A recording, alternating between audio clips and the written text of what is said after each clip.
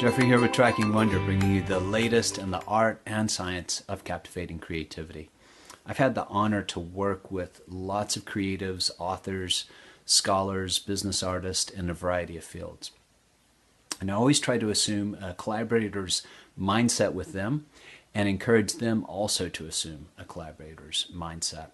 And in fact, I instigate a monthly meetup among creatives in the Hudson Valley, all different fields and industries. And we talk a lot about what works for optimal collaboration. And then we actually start collaborating or making collaboration happen.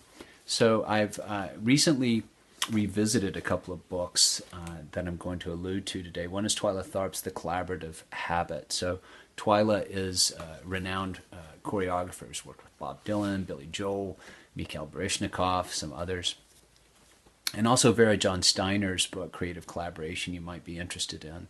And she's out of New Mexico, and she studied a lot of pretty renowned creative couples and partners and really detailed what works for them. So I've gleaned a few principles both from their work as well as my own that can help us assume a collaborator's mindset. And one is to commit to a common purpose with a partner or with a team. If you're trying to launch a new website or a new program launch or a new business endeavor or a new book, establish what is our common purpose. What is our common purpose that reaches beyond our own, let's say, selfish needs of the bottom line or our own ego? Really, what is this project about that we can hold together that's exciting for both of us or all of us? That will help you recalibrate when you meet inevitable arguments or disagreements. You can kind of reestablish, okay, what is our greater purpose? Let's put this disagreement in perspective. And then let's commit to a common routine to meet this purpose. The second is to be challenged. Just go into a creative collaboration knowing you're going to be challenged. And Twyla Tharp calls a good collaboration, she says a good collaboration extends your strengths. So you want to collaborate quite often with people who are not like you, who come from a different background, who see reality different from you, who solve problems different from you, who have a whole different emotional vibe, let's say, than you do. And that will really extend and bring out your strengths. The third is to protect yourself. And by that, this is in part, again, what Twyla recommends. You don't assume any more problems than you have to. So recently on our Tracking Wonder team, we have a team that's in part spread out all throughout the United States. And there are about 4 team members involved on a particular project virtually. And we have a common team workspace. And I was just watching how they were going back and forth, recognizing, quote, problem after problem, and how they were collaborating to solve those problems without my involvement.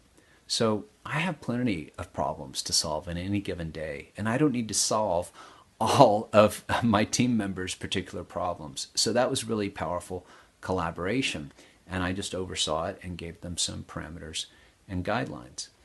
So protect yourself. That might mean establishing really clear boundaries in terms of communication and roles and responsibilities with your partner or with your team, but don't try to solve everybody's problems. The fourth is what I would call open up instead of size up.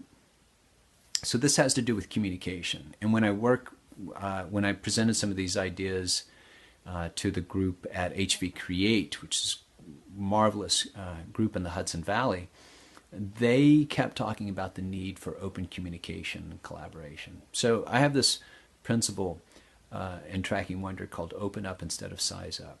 Because one of our cognitive traps is we are wired to size up and categorize, and that includes people, and that includes a particular argument or disagreement, and disagreements and arguments naturally create a sort of closed state, and we can get in a fight or flight response pretty quickly. And this is very common and natural. There's no judgment there because we're biological mammals. But we do also have this capacity to trip that cognitive trap, to release that cognitive trap by just checking in with ourselves and to say to ourselves, open up instead of size up. That lets us look at the situation a bit more openly and look at a particular disagreement or argument instead as a problem that could be tracked and solved.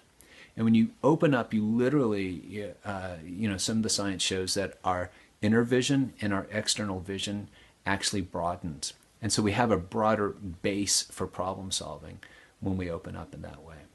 I hope this has been useful for you. Whether you're collaborating to publish a book, get your startup venture rolling, launch a new program, launch a new website, assume a collaborator's mindset. Be well, and thanks for running with me.